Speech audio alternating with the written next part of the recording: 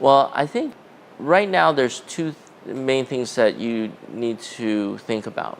One is it's best to fail early, because when I was 17 years old and I lost, $5,000-6,000, which was all the money that I had in the world, and I thought, that was like equivalent to like $1 million to me at the time, right?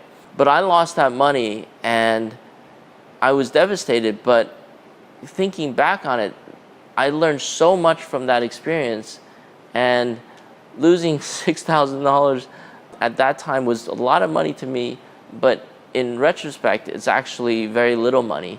And it was probably the cheapest lesson that I could have gotten ever, right? So failing early and allows you to realize whether you really want to do that or not, right? Whatever you're doing, it makes you really think. So at that time, if I had given up, then maybe I wasn't really meant to do investing and trading, right?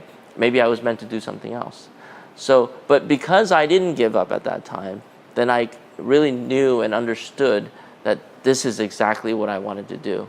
So fail early. Don't waste time on pursuing something that you really don't want to pursue, okay? And the second thing is that it is cheaper now to do a startup than ever before. Just 5 years ago, it cost $500,000 or more to do a startup, right? So in order to create an app or create a prototype of hardware, it would cost at least $500,000 to $1 million to do that, right? To set up a company, to do a patent, to all the legal work, it would cost at least that much money to do a startup. So for young people in college or even high school to think about doing startups is actually quite impossible, right? It's not very practical to do.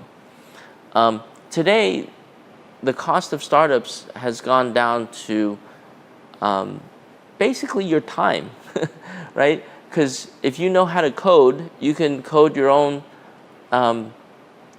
iPhone app for just your time, really, and very little money. A few $100s to submit the program to Apple, right? And if you wanted to do a prototype of something, it would cost, $5,000, $10,000, and including all the legal fees, it might only cost you $10,000, $20,000 to do a startup.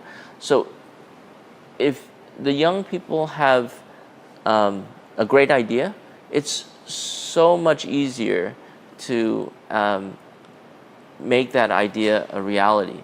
It's a great time to experiment, do startups, work with different groups of students, try to form different teams to do different startups. You can do all of that and fail as many times as you can, and then and really find out about what you really want to do and what really motivates you. So in university, you can get another thing about joining different clubs is that you get exposure to different professionals. I studied just enough to get an A minus, and I, that was just me. And I said, you know what, I'm going to spend more time on things that I know that I'm going to do in the future.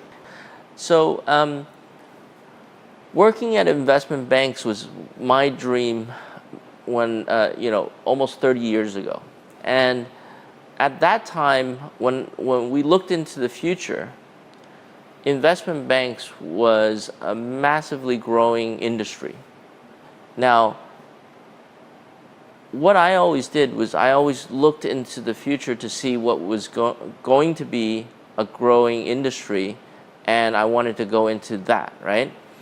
If you look at today, that isn't necessarily true, right? I mean, banks and financial industry is still very, very large, but it is not growing anymore. In fact, it's probably shrinking.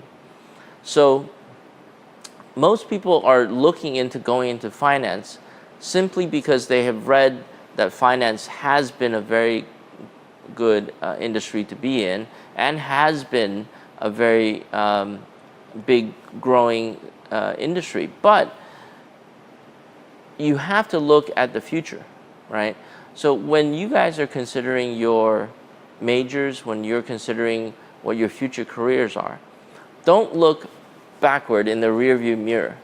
Look forward and see what are the technologies and what are the industries that are going to be growing in the future.